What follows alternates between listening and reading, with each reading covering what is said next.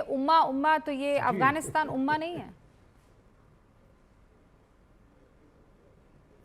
देखिए रूबिका जी, यहाँ पर हिंदू मुसलमान क्रिश्चियन यहूदी इसकी लड़ाई नहीं है, बात इंसानियत की हो रही है।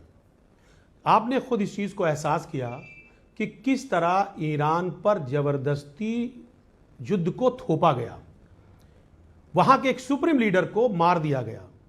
सवाल इस बात का है, यहां पर यह सवाल नहीं है कि अफगानिस्तान पर आप निंदा प्रस्ताव भारत कर रहा है या नहीं कर रहा है, या भारत उसके बारे में कुछ बोल रहा है या नहीं बोल रहा है, दूसरे मुल्कों पे जिस तरीके से अटैक हो रहा है उस पर भारत बोल रहा है या नहीं बोल रहा है।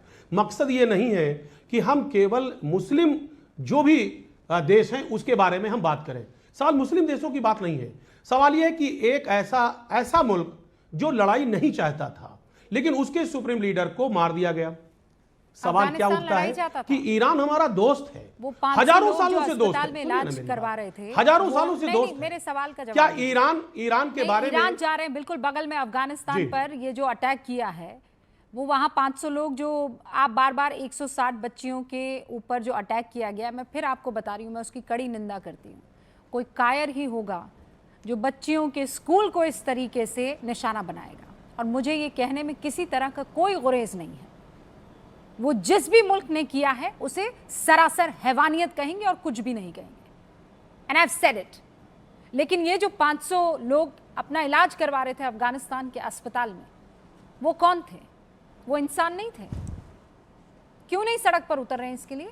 क्योंकि यहाँ किस तरह की लड़ाई, वहां पे मुस्लिम वर्सेस नॉन मुस्लिम है, यहाँ मुस्लिम वर्सेस मुस्लिम है, तो हम लोग यहाँ चुप रहते हैं क्योंकि आपस में भाई लोग लड़ रहे हैं। वहां पर हम कह देंगे कि यहूदी बनाम इस्लाम की लड़ाई हो रही है, तो यहाँ थोड़ा इस्लाम का परचम फैलाने का मौका मिल जाएगा। ऐसा है क्या अजीज भाई? देखिए मैं यही कह रहा हूं रूबिका जी, हर चीज को हिंदू बनाम मुस्लिम, हिंदू बनाम यहूदी नहीं, ये मकसद नहीं है। मकसद ये है कि हमें बोलना चाहिए, जहां पर बोलने की जरूरत है वहां बोलना चाहिए। लेकिन माननीय मोदी जी तो अपने मामले में भी नहीं बोलते हैं, चुप रहते हैं। एक तरफ जब अमेरिका कहता कि केवल 30 दिन के लिए मोहलत दे रहे हैं आपको, आप रसा से तेल खरीद लो, साहब कुछ नहीं बोलते, कोई जवाब नहीं आता। किस किस तरीके से काउंटर ऑपरेशन सिंदूर पे किया, एक शब्द नहीं बोले। जब ये अपने मामले में नहीं बोलते हैं तो मुझे लग रहा है ईरान के मामले में क्या बोलेंगे।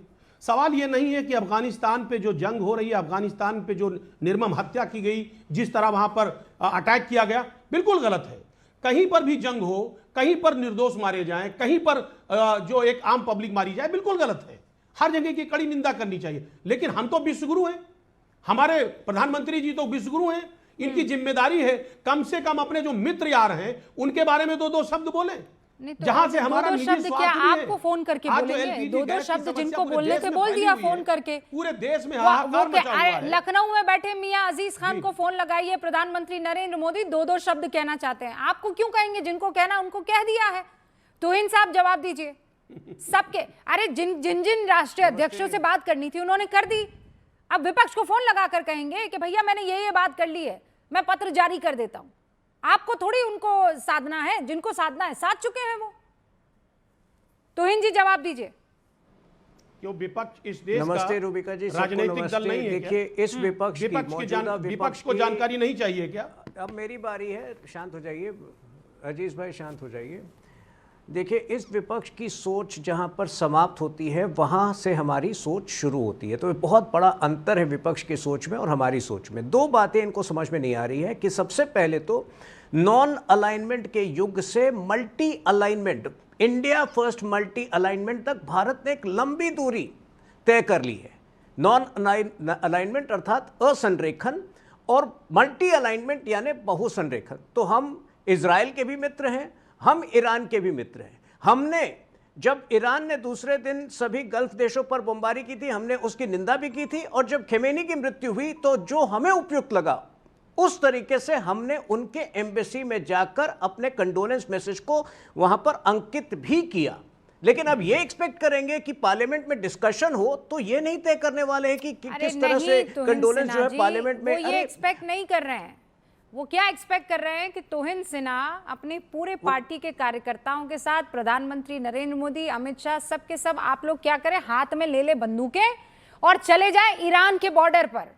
आप समझ नहीं रहे, एक्सपेक्टेशन को तो मैं समझिए प्रभु, एक उससे डोंट सरल- फेल दैट, नहीं, नहीं, एक्सपेक्टेशन रुबिका जी, समझिए। उससे वो सरल चाहते सुझाव- हैं कि आप लोग नहीं, सब रुबिका जी, बकायदा तो माशाल्लाह से उससे- झाबा उससे- पहने, हाथ में ले बढ़िया वाली एक अरे AK-47 रुबिका जी, या उसकी- लाइट मशीन गन जो भी होती है, और पहुंच जाए और कहिए रुबिका जी, हम ईरान उससे- के साथ है, कहाँ हो रुबिका तुम, जी- इजराइल कहाँ हो अरे तुम, रुबिका- अमेरिका, ये चाहता है रुबिका जी, विपक्ष आपसे। उससे सरल सुझाव मैं विपक्ष को दे देता हूं कि AICC हेडक्वार्टर में पंडित नेहरू के ही जहां पंडित नेहरू की तस्वीर है वहीं खेमेनी की तस्वीर लगा दें। उनको यह अपेक्षा रखने की भी जरूरत नहीं पड़ेगी सरकार से, तो जो वो करना चाहते हैं करें। लेकिन दूसरी बड़ी बात देखिए, बार बार जो ये कहते हैं कि हमने ये क्यों नहीं कमेंट किया, वो क्यों नहीं कमेंट किया, इनको ये नहीं समझ में आ रहा है कि एक संवेदनशील सिचुएशन में, गंभीर सिचुएशन में किसी भी स्थिति को अत्यंत अति शब्दबद्ध करना, ओवर वर्बलाइज करना विवेक नहीं, वो मूर्खता है। अरे इनका काम नहीं है, इनके पास काम नहीं है, ये तो रनिंग कमेंट्री देते रहे दिन कैसे आप बता रात। सकते ये हैं? रनिंग कमेंट्री दे, हमें रनिंग कमेंट्री देने की आवश्यकता नहीं है। हाँ। समझदार अजीज को पता, भाई, अगर उसके only बाद भी 20 इनको नहीं seconds और पता फिर चल रहा है तहसीन तो शशि पुनावाला। थरूर के पास जाए, शशि थरूर के पास जाए, पूछे, शशि थरूर इनको उत्तर देंगे। तो हिंदी लेकिन ऐसा है, समझदार क्यों को जाएंगे पता है वो शशि भारत थरूर किस के साइड खड़ा है, पास? शशि भारत थरूर को शांति तो के खुद साइड आप खड़ा है। लोग लेकर आ रहे हैं, नहीं जाएंगे वो अभी शशि थरूर के नहीं, पास। अजीज भाई, किसी भी समझदार व्यक्ति को, किसी भी समझ देखिए देखिए देखिए रूबिका जी, मेरा टर्म है, मुझे बात करने का मौका दिया जाए। अभी ये कह रहे हैं साहब विपक्ष से क्या लेना देना। विपक्ष एक जिम्मेदार हैं? इस देश का नागरिक भी है, इस देश की पार्टी भी है, मेरी बात समझिए आप, और आईना दिखाने का काम भी कब करती से है जिम्मेदार विपक्ष। हो गई? अब आप इस बात को समझिए कि इतनी बड़ी संकट से देश गुजर रहा है, तमाम हालात विकट है, क्या इन्होंने विपक्ष की कोई मीटिंग बुलाई? क्या उस पर राय मशवरा किया? क्या यहां के जो कूटनीतिज्ञ हैं, जो यहां के रक्षा विशेषज्ञ हैं, कोई मीटिंग किया कि हमें क्या रणनीति अपनानी चाहिए ईरान के मसले में या दूसरे देशों के मसले में? सवाल यह नहीं है, सवाल यह है कि ये करना ही नहीं चाहते। ये साहब स्वयंभू विश्व गुरु खुद ही बने बैठे और मसले का हल निकाल नहीं रहे। फॉरेन पॉलिसी इनकी है नहीं। क्या फॉरेन पॉलिसी है? ये फॉरेन पॉलिसी मसले है का हल क्या? कि देश में अच्छा, आज क्या हल? हाहाकार हम मचा यहाँ है, बैठकर इनकी मसले का क्या हल अरे निकालें, foreign मुझे ये policy क्या बताओ। होती है? नहीं, आप ये बताओ मसले मैं का बताता हूं हल- फॉरेन नहीं, पॉलिसी क्या होती है। नहीं, एक सेकंड आप दोनों मैं बता रुकिए। रहा हूं। नहीं, 20 जाग सेकंड तनवीर दीजिए, क्या मैं समझ बता पा रहे रहा हैं? आप तो ना बीजेपी है ना कांग्रेस है, ये क्या चाह रही हैं विपक्ष? जी कौन से रुबिका मसले जी, का हल चाह रहे हैं? सॉरी टू से कि हमारे मुल्क में जो है ना बहुत सारे लोगों को बेगानी शादी में अब्दुल्ला दीवाना बनने का बड़ा शौक है। देखिए, खुद अरबों को ये नहीं है। अरबों से जब पूछा गया कि भाई तुम्हारा दुश्मन इजराइल है कि ईरान है, तो कहते हैं ईरान है। वो आपस में ही लड़ रहे हैं। हम हमारी फॉरेन पॉलिसी दूसरों के लिए क्यों खराब करें? हम हमारे मुल्क का देखेंगे। मैंने कई अरबों से बात की, मैंने कहा एक दिन तुम कहते हो यहूदी हमारा दुश्मन है, दूसरे दिन कहते हो हम एक बाप की संतान है। तो जब हर मुल्क, हर कंट्री अपना अपना नेशनल इंटरेस्ट पे फोकस कर रहा है, तो हम क्यों नहीं हमारे नेशनल इंटरेस्ट पे फोकस करें? अगर हमारा बेनिफिट ईरान से दोस्ती करने में है तो ठीक है, अगर इजराइल से दोस्ती करने में है तो ठीक है। तो जहां मुल्क का फायदा है, कंट्री का फायदा है, भारत का फायदा है, तो पर सारे जाग- देशवासियों को नहीं, चाहिए नहीं, कि हम जाग उनके साथ साहब, रहें। यहाँ मैं इसलिए रोकूं कि फिर उम्मा कहाँ गई? हाँ, उम्मा कहाँ गई? कहाँ गई उम्मा?